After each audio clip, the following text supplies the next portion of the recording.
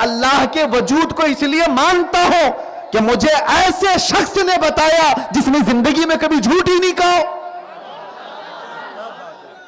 اس کی زبان سے نکلا وہ محمد عربی صلی اللہ علیہ وسلم جس نے پوری زندگی میں مذاق میں بھی کبھی جھوٹ نہ کہا ہو. جب اس رسول نے کہا اللہ ہے تو ہم نے مان لیا اللہ ہے. یہ میرے عزیزوں آج ہم سب کی خوش نصیبی ہے کہ اللہ تبارک و تعالیٰ نے ہدایت پر رکھا ہے اور اس کی بارگاہ میں جھکنے کی توفیق بخشی ہے. یہاں آندھیوں اور طوفانوں کے دور میں بچے جو انٹرنیٹ کے دل دادا ہیں, ان کو نئی دلیلیں چاہیے, نئے ریفرنس چاہیے خدا کے ہونے پر. اور قرآن یہ کہتا ہے وَفِي أَنفُسِكُمْ أَفَلَا تُبْصِرُونَ, تمہاری حیات میں اللہ فرماتا ہے میری نشانیاں ہیں, تمہاری زندگی میں میری نشانیاں ہیں, کاش تم دیکھ لیتے. کبھی آپ نے سوچا ہے یہ 2 ٹانگ کا انسان زمین پر کھڑا کیسے رہتا ہے؟ یہ جو روزانہ کی چیزیں ہیں ہمیں تعجب نہیں ہوتا, حالانکہ بہت تعجب کی بات ہے, بڑے تعجب کی بات ہے. ہماری اپنی حیات میں کہا گیا کہ انسان کے جسم کے اندر جو نسیں پھیلی ہوئی ہیں ان کو پھیلا دیا جائے تو کئی 1000 کلومیٹر کا فاصلہ بن جائے. انسان کی اپنی زندگی کے اندر آپ کو میں ایک مثال دے کر کے سمجھاتا ہوں. آپ کا اختیار کہاں تک ہے؟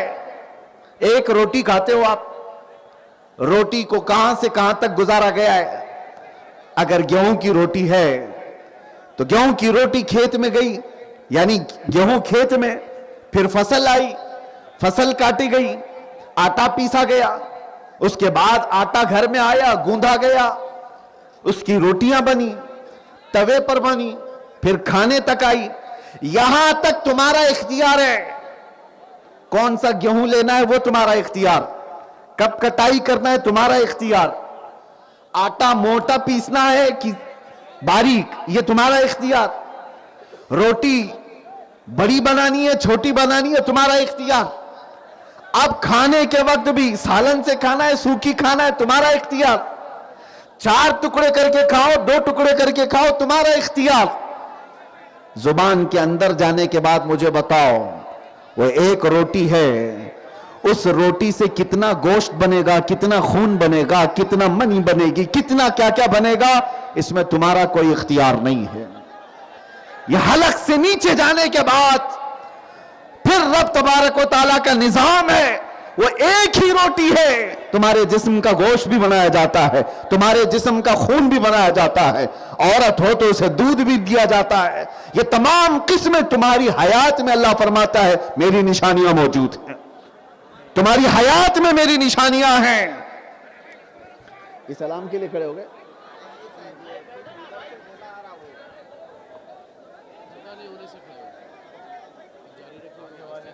اگر آپ تمامی حضرات محفل رسول کو اس طرح کرتے ہیں تو ایک بات یاد رکھو, اللہ کے رسول کی محبت کی علامت نہیں ہو سکتی. محفل رسول میں خلل ڈالنے والے کے لیے بہت بڑی وعیدیں ہیں, ان عذابات سے بچنے کی بھی کوشش کرو. یہ کوئی انٹرٹینمنٹ نہیں چل رہا ہے, کوئی سرکس کا میلہ نہیں ہے. ایک دوسرے کو بٹھانے والے خاموش بیٹھو, آپ سب کو سمجھ ہے, عقل ہے. ادھر والے سارے لوگ اگر بیٹھ سکتے ہیں تو بیٹھ جائیں, میں بہت جلدی ختم کر دیتا ہوں.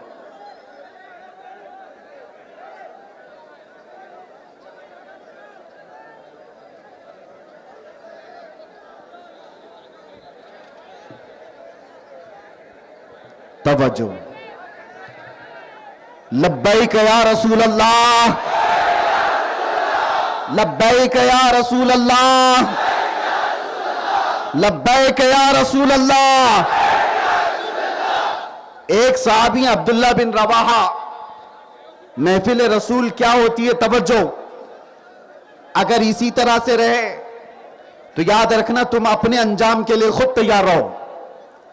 اللہ کے نبی صلی اللہ تعالیٰ علیہ وسلم مسجد نبوی سے اعلان کر رہے تھے بیٹھ جاؤ بیٹھ جاؤ. صحابہ کرام جو مسجد نبوی میں ہیں وہ سن رہے تھے.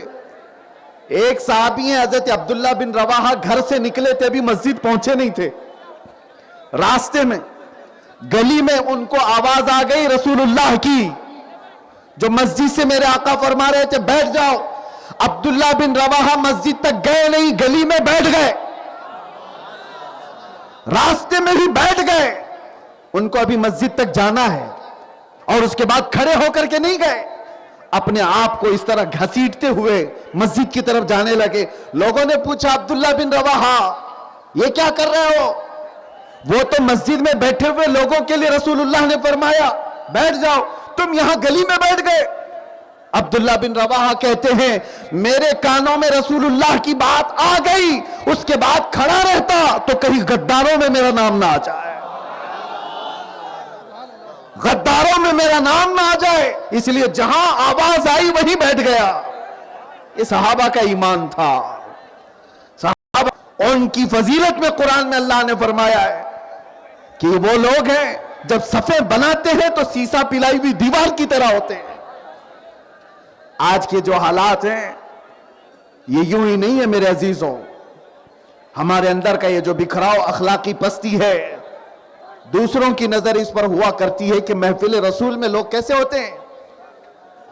आप हजरात अपने घरों से अदब से आए जरूर होंगे, सवाब कमा करके जाने की बजाय अगर गुनाह उठा करके जाएं तो इससे बड़ी हिरमा नसीबी क्या हो सकती है, इससे बड़ी बदनसीबी क्या हो सकती है। इसलिए हमेशा एक बात याद रखें, अल्लाह के नबी सल्लल्लाहु अलैहि वसल्लम की महफिल को, तुम्हारे घर में कभी शादी हो रही हो, चार मंचलों को बुला करके तुम्हारी शादी खराब कर दी जाए तो कैसे लगेगा तुम्हें? तुम्हारे घर की महफिलों में कुछ बदमाश आ जाएं, आवारागर्दी करने लग जाएं तो फिर तुम्हें कैसा लगेगा? और ये महफिल रसूल है, इज्जत रसूल की कसम, अगर इस महफिल पाक को या रसूल पाक सल्लल्लाहु अलैहि वसल्लम से जुड़ी हुई किसी चीज की तौहीन होगी तो हम यहां से फिर पुकारेंगे, हम यहां से पुकारते रहेंगे। हम अपनों की खराबियों को भी बोलते हैं और गैरों की भी। आप तवज्जो से सुनो, नबी मुख्तार सल्लल्लाहु ताला अलैहि वसल्लम के फरमाने आली शान के मुताबिक आज की रात में एक अकीदा देने तुम्हें आया था। यकीन इतना बिठाओ कि 1000 तरीके की गुमराहियां आए, तुम्हारे जहन और दिमाग में एक बात बैठी रहे कि अल्लाह ने मुझे ईमान पर जिंदा रखा है, मुझे इस्लाम में पैदा किया है, हर दर पे झुकने वाली पेशानी नहीं दिया है। तुम्हारा अकीदा क्या है? तुम्हारा अकीदा क्या है? हमारा अकीदा क्या है? सुनो, उस खुदा की हम इबादत नहीं करते जिसको हम हाथों से